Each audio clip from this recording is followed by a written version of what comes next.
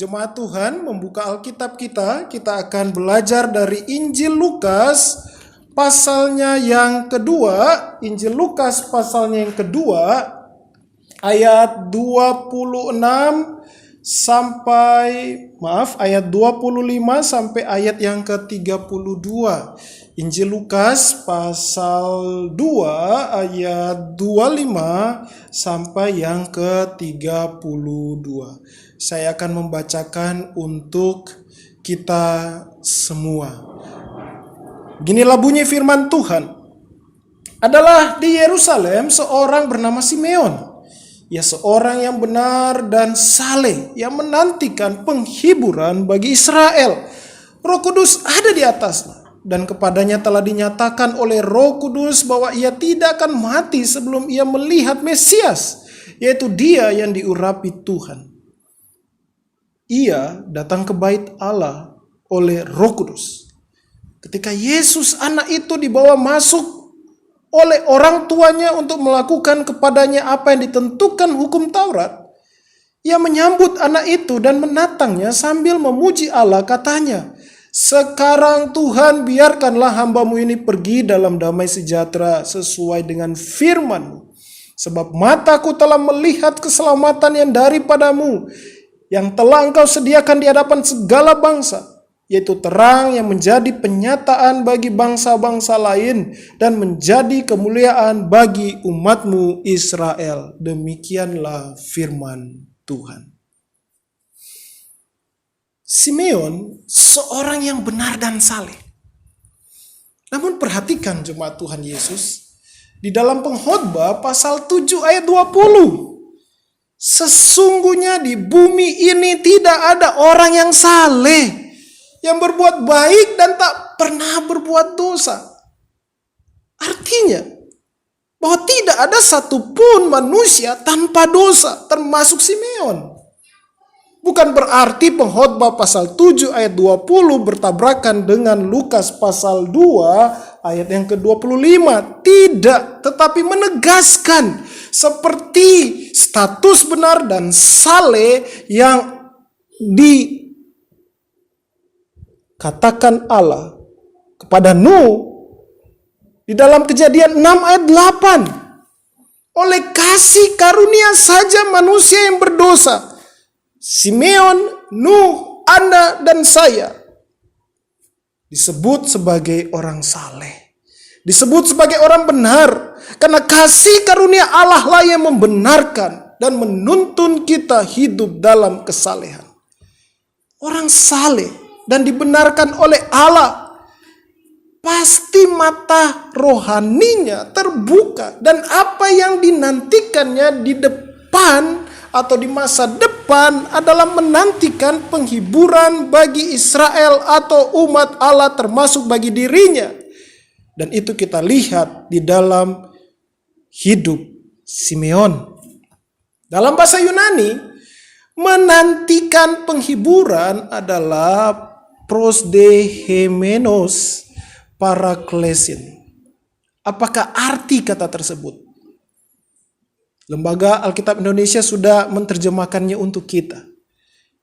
Di dalam bahasa aslinya prosdekomenos artinya bertekun atau menanti-nantikan.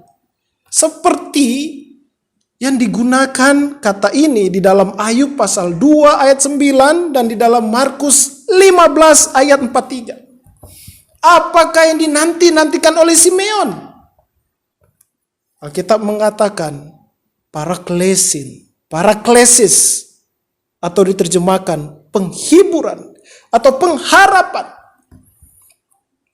Apakah penghiburan atau pengharapan yang dinanti-nantikan dengan tekun oleh Simeon, termasuk oleh Israel? Jawabannya ada di dalam Lukas pasal 2 ayat 30. Sebab mataku telah melihat keselamatan daripada-Mu. Keselamatan yang daripada Tuhan, itulah yang dinanti-nantikan dengan tekun oleh Israel. Mengapa keselamatan yang dinanti-nantikan dengan tekun? Mengapa keselamatan yang diharapkan dengan tekun? Karena kita semua manusia terkutuk. Kita jatuh dalam dosa. Kita sudah rusak total dan murka Allah yang layak kita terima. Murka di dalam neraka kekal. Itulah kita manusia. Perhatikan jemaat Tuhan. Siapakah bayi yang sedang dipandang Simeon? Di dalam Lukas pasal 20, Lukas pasal 2 ayat 26 sampai yang ke-28. Yesus sang Mesias. Yesus sang Kristus. Apakah atau siapakah Mesias itu? Di dalam Lukas pasal 2 ayat 26 dijelaskan. Dan kepadanya telah dinyatakan oleh Roh Kudus bahwa ia tidak akan mati sebelum ia melihat Mesias. Yaitu dia yang diurapi Tuhan. Pribadi yang diurapi yang adalah imam, nabi, dan raja. Semua jabatan itu ada di dalam satu pribadi. Dan itulah Mesias yang adalah Tuhan sendiri. Simeon melihat bayi Yesus sang Mesias. Dan betapa puasnya dia, betapa terhiburnya dia. Lengkap sudah pengharapannya. Kepuasannya melebihi segala-galanya sehingga ia menaikkan pujian dan pengakuan iman kepada Tuhan di dalam Lukas pasal 2 ayat 29. Yang berkata, sekarang Tuhan biarkanlah hambamu ini pergi dalam damai sejahtera sesuai dengan firman-Mu. Memandang sang Mesias yang datang adalah kepuasan sejati dari Simeon. Puncak cita-citanya adalah memandang janji Tuhan Allah Israel yang terwujud, yaitu datangnya Mesias sang juru selamat.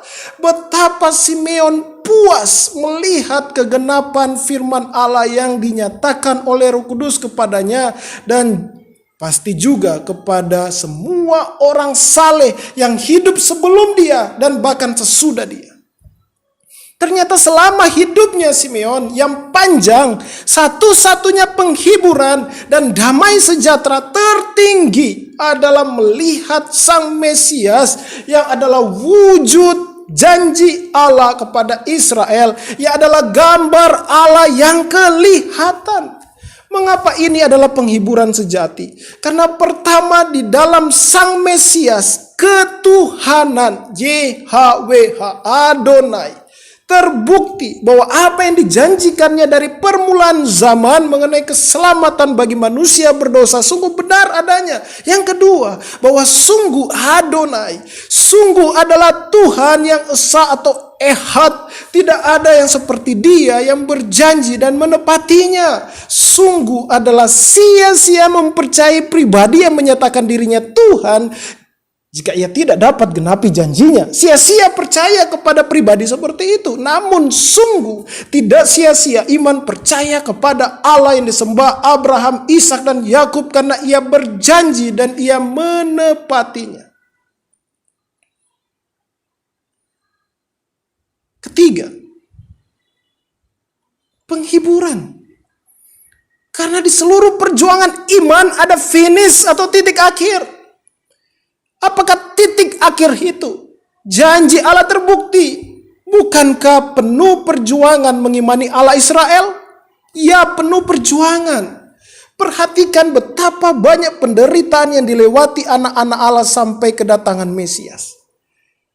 Apalagi di masa itu, di mana Simeon hidup, Kaisar Romawi mengangkat diri sebagai dewa atau juru selamat yang terlihat nyata dengan mata manusia.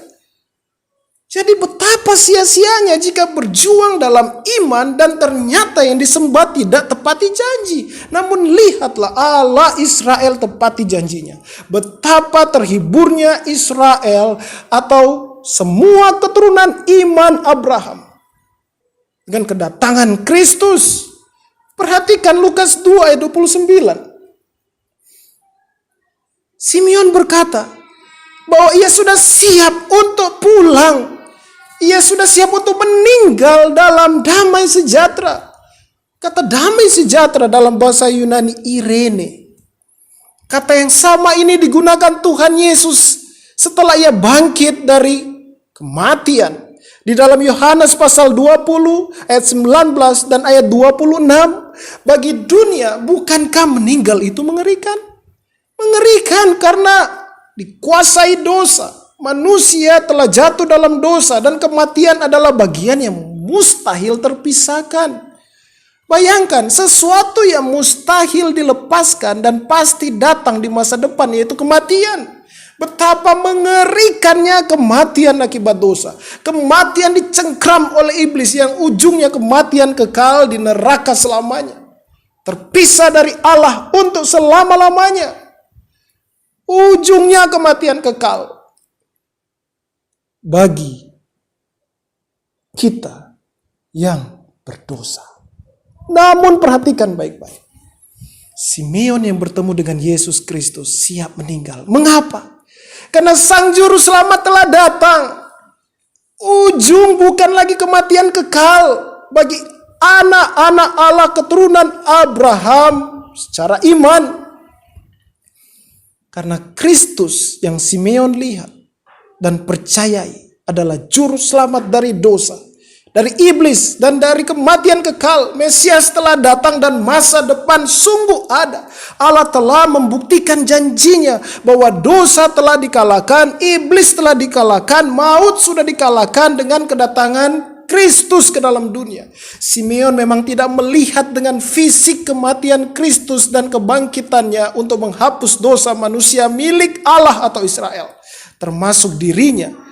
Tetapi imannya jauh ke depan bahwa Allah pasti tepati janjinya bahwa korban kudus yang adalah sang anak domba Allah yang sudah datang pasti mencurahkan darah kudusnya untuk keselamatan seluruh umat Allah di masa lalu, sekarang, dan yang akan datang, termasuk Anda dan saya yang percaya oleh belas kasih Allah, percaya kepada Kristus Yesus.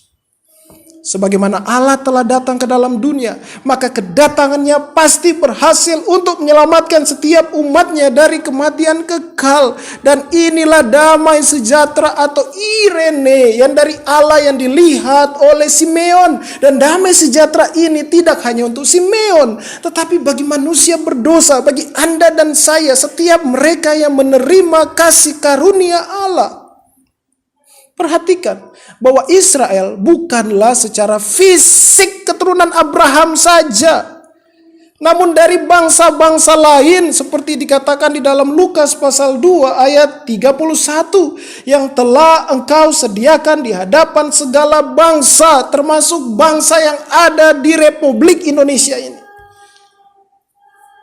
Perhatikan kembali ke Pengkhotbah 7 ayat 20. Tidak ada satupun yang berbuat baik, tetapi yang berdosa inilah yang menerima pengampunan dosa. Pengampunan dosa hanya melalui iman kepada Mesias, yaitu Yesus Kristus. Perhatikan, kita tidak tahu siapakah Simeon, apakah dia orang Farisi atau tidak. Namun mata rohaninya melihat Kristus. Oleh tuntunan Roh Kudus, ia datang ke bait Allah untuk bertemu bayi Yesus dan orang tuanya. Tetapi perhatikan, orang Farisi yang ahli kitab dan tinggal di bait Allah, karena sebagian besar hidup mereka di bait Allah, mereka tidak melihat Tuhan di dalam Yesus Kristus. Mereka tidak melihat Yesus Kristus adalah gambaran Allah yang disembah oleh Abraham, Ishak, dan Yakub. Mereka begitu buta karena kebutaan hati mereka. Mereka menantikan penghiburan yang mereka buat sendiri dan hasilnya sia-sia dan kematian kekal.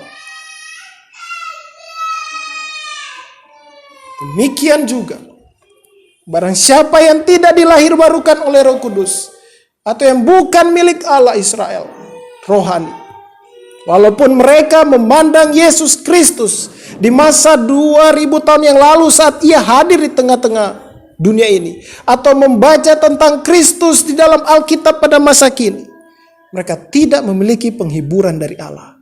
Yang mereka miliki adalah penghiburan dari dunia ini. Hidup mereka dirundung kemalangan dan tidak ada damai sejahtera sejati di dalam hidup mereka. Mereka memandang masa depan tanpa keselamatan dari Allah. Mereka memandang masa depan dengan ketakutan karena kematian tubuh dan kematian kekal pasti menunggu, walaupun memiliki apa yang disebut penghiburan buatan pikiran mereka. Mereka berpikir uang, kekayaan, jabatan adalah penghiburan. Tetapi semuanya itu pasti lenyap. Mereka pikir itu semua adalah damai sejahtera, namun bukan sama sekali. Nah, bagaimana apa yang kita pelajari dari pertemuan Simeon dengan bayi Yesus? Ingatlah baik-baik. Pertemuan kita dengan Yesus Kristus secara pribadi. Karena Allah Roh Kudus terlibat di dalamnya. Karena firman Allah terlibat di dalamnya. Oleh sebab itu, setiap orang yang lahir baru, pasti semua adalah pekerjaan Roh Kudus yang mempertemukan kita dengan firman hidup. Jemaat Tuhan Yesus, bagaimana Anda dan saya memandang masa depan? 2021 sudah Tuhan bentangkan di depan kita. Bagaimana Anda dan saya memandang masa depan di tahun 2021? Yang pertama, jemaat Tuhan, memandang masa depan dengan menantikan penghiburan dalam Tuhan Yesus. Kita hidup di masa perjanjian baru, di mana setelah Kristus telah menyerahkan dirinya untuk pengampunan dosa kita, dia telah bangkit dan dia telah naik ke surga dan dia telah menggenapi janjinya turunnya Roh Kudus. Kita hidup di zaman itu atau di zaman ini. Simeon hidup sebelum Kristus mati dan bangkit. Namun ada satu persamaan kita dengan Simeon, yaitu penghiburan dari dan dalam Tuhan Yesus. Kita sama-sama menantikan penghiburan. Jika Simeon menantikan penghiburan dari Allah di dalam sudut pandang perjanjian lama, maka kita menantikan penghiburan dari Allah dalam sudut pandang dan sisi perjanjian baru. Di masa Simeon, Sang Kristus datang pertama kali. Dan di masa ini, di perjanjian baru, kita menantikan Sang Kristus yang akan datang kedua kalinya. Dan sama seperti Simeon, kita anak-anak Allah telah diselamatkan oleh Yesus Kristus. Dan kita menerima itu melalui iman percaya yang adalah pekerjaan Allah Roh Kudus. Dan itulah penghiburan kita selama kita hidup di dunia ini. Keselamatan yang adalah janji Allah yang sungguh terbukti, dan itulah penghiburan kita. Penghiburan sejati yang tidak ada duanya, berjumpa dengan Kristus Yesus. Apa artinya? Ada dua pengertian berjumpa Allah dan Juru Selamat Tuhan Yesus Kristus. Pertama, melalui firman Allah. Dengan iman yang dikerjakan Roh Kudus di dalam hidup baru kita, kita berjumpa Kristus di dalam firman-Nya, Alkitab. Kedua, penghiburan kita akan berjumpa Tuhan Yesus Kristus muka dengan muka di dalam keabadian. Inilah yang menghibur kita, orang yang percaya kepada Tuhan Yesus Kristus, berjumpa di dalam Alkitab dengannya. Berjumpa dengan Kristus dalam Alkitab. Dan perjumpaan dengannya nanti di dalam kekekalan kerajaan Allah. Perhatikan Simeon. Roh Kudus memberitahukan kepadanya bahwa ia akan berjumpa dan melihat Mesias. Dan Roh Kudus sungguh mengenapkan apa yang dikatakannya kepada Simeon. Alkitab adalah firman Allah. Dan itu pun akan terjadi dengan kita. Alkitab berkata bahwa kita akan bersama dengan Kristus Yesus di dalam kekekalan. Melihat muka dengan muka. Dan itu pasti akan terjadi. Pasti. Dan itulah penghiburan kita. Oleh sebab itu, merenungkan firman Allah adalah penghiburan kita hari lepas hari. Karena selain kita berjumpa Allah, kita juga menghidupi penggenapan firman Allah di saat kita hidup. Sekali lagi jemaat Tuhan Yesus, mata fisik kita tidak bisa melihat Allah dalam kemuliaannya. Tetapi dengan belas kasih Allah, kita dapat melihat Ia di dalam setiap lembaran firman Allah, Alkitab. Dan seperti Simeon, ia memandang masa depan, menantikan Mesias, dan akhirnya tergenapi. Itulah yang menggerakkan hidup Simeon berjalan ke masa depan, bahwa ia akan bertemu dengan Mesias dan ia ketemu. Oleh sebab itu, Anda dan saya, siapapun yang mendengarkan pengajaran firman Tuhan ini, sebagai orang percaya, tataplah masa depan dengan pengharapan bertemu dengan Tuhan Yesus di dalam kerajaan Allah. Betapa beratnya kehidupan ini jika kita memandang diri sendiri saja. Menjadikan diri ini pusat kehidupan. Kehidupan yang demikian akan terus-menerus mengasihani dan menangisi diri sendiri. Namun sebagai orang percaya, pandanglah kepada Tuhan Yesus yang dinyatakan oleh Alkitab dan di dalam Alkitab. Hidup yang berpusat pada Tuhan Yesus akan selalu memandang Dia yang Maha Kuasa, dan itu membuat kita terhibur untuk berjalan ke masa depan. Maka tahun 2021 kita hidupi dengan memandang dan berjumpa Kristus Yesus yang dinyatakan di dalam Alkitab, dan pertemuan kita muka dengan Tuhan Yesus. Dan itu pasti terjadi karena Roh Kudus dan firman Allah yang nyatakan. Ingatlah seluruh perkataan Kristus pasti terjadi. Ingatlah Kristus berkata bahwa Ia akan mati di tangan orang Romawi dengan ditinggikan atau disalibkan dan bangkit pada hari yang ketiga. Dan itu semua terjadi. Untuk apa Kristus melakukan itu semua? Untuk penghapusan dosa kita, umat miliknya. Dan itulah penghiburan sejati yang kita dapat, yang kita peroleh. Tidak ada yang lain dapat melakukan itu. Hanya Tuhan Yesus saja. Itulah penghiburan tertinggi kita. Lihatlah para murid-murid, betapa terhiburnya mereka saat melihat semua yang Tuhan katakan tergenapi. Sehingga mereka hidup dalam penghiburan di tengah-tengah seluruh pergumulan hidup mereka sebagai orang percaya. Dan kita dapat melihat itu semua di dalam kitab Kisah Para Rasul. Berita pengampunan dosa yang adalah penghiburan bagi manusia berdosa, mereka sebarkan di tengah-tengah dunia yang memusuhi mereka. Sebagai manusia, kalau kita melihat dengan kacamata kita, mereka layak menggerutu, mereka layak mengasihi diri mereka sendiri. Tetapi mereka tidak melakukan itu. Mereka hidup sebagai pengikut Kristus di masa mula-mula setelah Kristus naik ke surga. Mereka hidup di dalam penghiburan. Ketahuilah jemaat Tuhan Yesus, hidup di dalam penghiburan dari Allah. Di dalamnya ada iman yang berjuang melawan kedagingan dan ketakutan dari dunia ini. Tahun 2021 kita masih akan hidup berdampingan dengan COVID-19. Dengan kacamata dunia kita layak takut, kita layak menggerutu, kita layak mengasihani diri kita sendiri akan semua permasalahan yang akan terjadi. Tetapi kita tidak akan hidup demikian. Kita akan hidup dalam penghiburan karena iman yang Kristus Yesus anugerahkan kepada kita. Dan kita melihat dan akan berjumpa dengan Kristus Yesus di dalam firman-Nya dan di dalam keabadian. Itulah yang menggerakkan hidup kita. Oleh sebab itu di tahun 2021 dan tahun-tahun yang akan kita lewati, bacalah Alkitab kita, renungkan dan lakukan dengan kerendahan hati di dalam Roh Kudus. Kristus datang untuk menghibur kita dan bukan sebaliknya. Firman-Nya sumber penghiburan kita. Semakin jauh dari firman Yesus Kristus, semakin suramnya hidup ini. Penghiburan Kristus Yesus adalah penghiburan tertinggi. Apa artinya?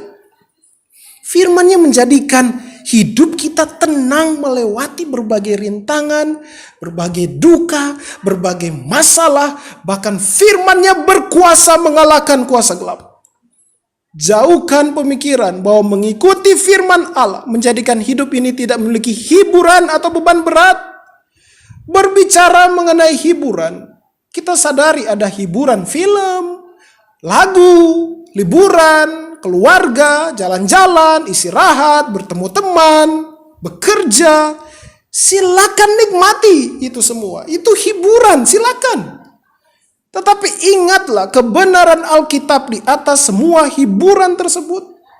Perhatikan kata pengkhotbah di dalam pengkhotbah 7 ayat 14. Pada hari mujur bergembiralah, tetapi pada hari malang ingatlah bahwa hari malang ini pun dijadikan Allah seperti juga hari mujur, supaya manusia tidak dapat menemukan sesuatu mengenai masa depannya. Berjaga-jagalah akan dosa dan silakan jalani tahun 2021 dengan hiburan yang ada di sekitar kita. Tetapi ingatlah baik-baik, penghiburan sejati hanya di dalam Tuhan Yesus Kristus, di mana dosa kita diampuni oleh-Nya. Dan penghiburan darinya tidak dapat tergantikan dengan apapun. Karena jiwa ini hanya dapat dihibur oleh pencipta, oleh pemilik, dan oleh penyelamat jiwa itu. Hidup ini, yaitu Tuhan Yesus Kristus. Yang kedua, jemaat Tuhan Yesus, memandang masa depan dengan damai sejahtera di dalam Tuhan Yesus. Simeon sudah lanjut usia. Dan di saat ia telah memandang Mesias, lengkap sudah seluruh pencapaian jiwanya. Damai sejahtera atau Irene dari Allah melingkupi Simeon. Sebagai orang yang lanjut usia, pasti banyak yang ia alami di dalam hidupnya. Namun lihatlah, hanya di satu titik, yaitu perjumpaan dengan Kristus, itulah damai sejahtera tertinggi di hidupnya. Sepanjang hidup Simeon, hanya satu titik di sepanjang hidupnya ia mengalami damai sejahtera, yaitu perjumpaan pribadi dengan Sang Mesias yang dijanjikan seperti dinyatakan di dalam Lukas pasal 2 ayat 29 sampai 32. Simeon menemukan kepuasan jiwa yang sejati hanya di dalam Mesias, Sang Yesus Kristus dari Nazaret. Hanya satu titik usia di kehidupan kita juga lah. Kita sungguh-sungguh mengalami damai sejahtera tertinggi, yaitu berjumpa pribadi dengan Kristus Yesus, Allah pencipta langit dan bumi dan juru selamat. Seperti Simeon, perjumpaan dengan Mesias karena tuntunan Roh Kudus dan firman Allah. Itu pun terjadi di dalam setiap kita, umat milik Allah. Harta, uang melimpah, pekerjaan bagus, kuliah hebat, jalan-jalan, ataupun kepuasan seksual tidak akan pernah memberikan kepuasan tertinggi pada kita. Sehingga kita berkata sudah puas, inilah damai sejahtera. Tidak. Satu saja yang memberikan damai sejahtera, dan itu adalah titik tertinggi kepuasan hidup ini, yaitu perjumpaan pribadi dengan Allah yang menciptakan kita, Tuhan Yesus. Tetapi jangan salah mengerti. Bukan berarti setelah pertemuan dengan Tuhan Yesus, setelah itu hidup kita tamat, the end. Tidak. Bukan berarti hidup kita the end atau tamat setelah perjumpaan pribadi dengan Kristus saat kita masih tinggal di dunia ini. Kalau film sudah tamat, ya sudah, kita matikan televisinya atau tinggalkan teaternya. Tetapi tidak demikian dengan perjumpaan dengan Sang Sumber kehidupan kekal, damai sejahtera sejati dan kekal. Perjumpaan dengan Tuhan Yesus adalah titik damai sejahtera yang menggerakkan kehidupan kita ke masa depan. Masa depan kita tatap dengan damai sejahtera karena perjumpaan dengan Allah pencipta langit dan bumi di depan kita. Damai sejahtera dari Sang Mesias yang mengalahkan kematian kekal, yang mengalahkan kematian tubuh, yaitu pengampunan dosa agar kita dapat berjumpa dengan Tuhan dan hidup selama-lamanya dengannya. Itulah yang menggerakkan kita ke masa depan. Seperti perkataan Tuhan Yesus di dalam Yohanes pasal 20 ayat 26. Damai sejahtera bagi kamu. Saat dia bertemu dengan para muridnya setelah kebangkitannya. Dan itu menjadi penggerak hidup para murid. Sampai ke dalam kekekalan. Dengan damai sejahtera. Hidup baru ini melayani Kristus selama kita hidup di dunia ini. Dengan damai sejahtera kita akan melayani Kristus Yesus yang adalah Tuhan yang akan kita jumpai di dalam kekekalan. Bagaimana mungkin orang yang berkata lahir baru tetapi tidak melayani Allah dengan dasar damai sejahtera? Bagaimana mungkin orang berkata bahwa ia pengikut Kristus tetapi damai sejahtera tidak ada di dalam hidupnya yang terbukti dengan melayani Kristus? Damai sejahtera inilah yang menggerakkan kita menginjili sesama kita. Maka heran jika kita mengaku pengikut Kristus, kita dirundung ketakutan untuk memberitakan Injil. Jangan takut. Damai sejahtera dari Kristus Yesus, hidup kekal itu bersama kita. Di tahun 2021 kita hidupi tahun ini sebagai pemberitaan Injil. Ketahuilah betapa indahnya melayani Sang Raja kekal, Banyak orang membutuhkan berita penghiburan dan damai sejahtera ini, apalagi di masa COVID ini. Melayani Tuhan Yesus di tengah-tengah kehidupan nyata kita, di dalam keluarga, pekerjaan, kuliah, dan gereja. Dengan damai sejahtera kita menghidupi hidup ini dengan kualitas terbaik di dalam Kristus Yesus. Semua orang saya nggak bisa bilang juga semua orang, banyak orang buat New Year resolusi. Tetapi ingatlah, tanpa damai sejahtera dalam Tuhan Yesus, resolusi hanyalah kata-kata belaka.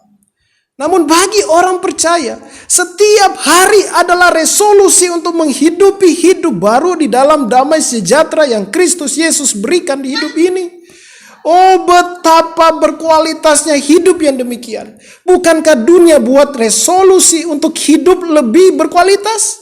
Kita tidak perlu tunggu tahun depan untuk buat resolusi. Detik ini juga hidup kita hidupi dengan kualitas yang Allah anugerahkan kepada kita. Bagi kemuliaan Bapa, kita tidak tunggu besok untuk hidup lebih baik. Tetapi saat ini hidup lebih baik karena Kristus menganugerahkan keselamatan kekal bagi kita. Karena Kristus di dalam kita. Mengapa harus menunda? Sang sumber kehidupan kekal ada di hidup ini. Oleh sebab itu kita setiap detik hidup lebih baik. Saat segala sesuatu kita hidupi dengan damai sejahtera, apapun itu menjadi sungguh bermakna dan berkualitas di hadapan Allah. Bermakna karena kita melakukannya di dalam status sebagai manusia yang sudah diselamatkan dari hukuman kekal. Orang di dalam tawanan, mereka bekerja untuk pembebasan mereka. Namun kita bekerja karena kita sudah dibebaskan dari tawanan dosa, dari kematian kekal. Betapa berkualitasnya apapun yang dikerjakan oleh orang bebas dibandingkan dengan orang yang tertawan. Lihatlah bedanya. Perhatikan di dalam Pengkhotbah 5 ayat 9. Siapa mencintai uang tidak akan puas dengan uang. Dan siapa mencintai kekayaan tidak akan puas dengan penghasilannya. Ini pun sia-sia. Untuk apa punya segalanya, tetapi hidupnya tanpa kepastian pengampunan dosa. Sia-sia bukan? Betapa mengerikan menghadapi masa depan tanpa ada kepastian pengampunan dosa. Semua yang ia miliki itu tidak akan mendatangkan damai sejahtera abadi. Bagi kita yang sudah diselamatkan oleh Allah Tritunggal, terimalah berkat Tuhan dari hasil tangan pekerjaan kita di tahun ini. Tetapi ingat baik-baik, damai sejahtera kita bukan karena berkat dari kerja tangan kita. Damai sejahtera tetap pada Kristus Yesus yang selamatkan kita dari kematian kekal. Oleh sebab itu, kita pun siap kapan saja dipanggil pulang ke rumah Bapa yang kekal. Kita selalu menantikan kedatangannya kedua kali untuk ia datang menjemput kita.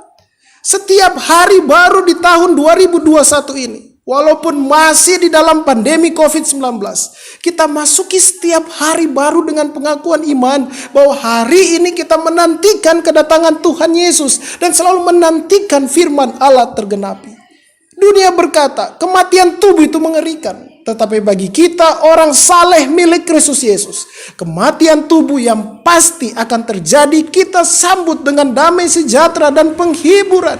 Karena akan berjumpa dengan Tuhan Yesus yang hidup kekal. Dan ia mengaruniakan hidup kekal pada kita. Dan akan selamanya dengan Kristus Yesus kekasih hati kita.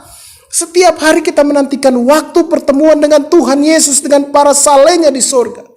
COVID-19 diprediksi masih tetap dengan kita di tahun 2021.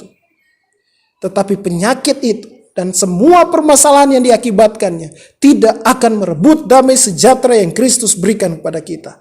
Di dalam Tuhan Yesus kita akan melakukan seluruh panggilan yang Allah taruh di hidup kita dengan damai sejahtera dan penghiburan. Umur panjang kita doakan Allah berikan kepada kita. Tetapi kualitas dari manusia bukan dari panjang atau pendeknya usianya. Tetapi dari damai sejahtera dan penghiburan yang Allah Tritunggal karuniakan. Di dalam Allah dan Juru Selamat satu-satunya yang hidup, Tuhan Yesus Kristus. Tuhan yang nyata di dalam kehidupan ini.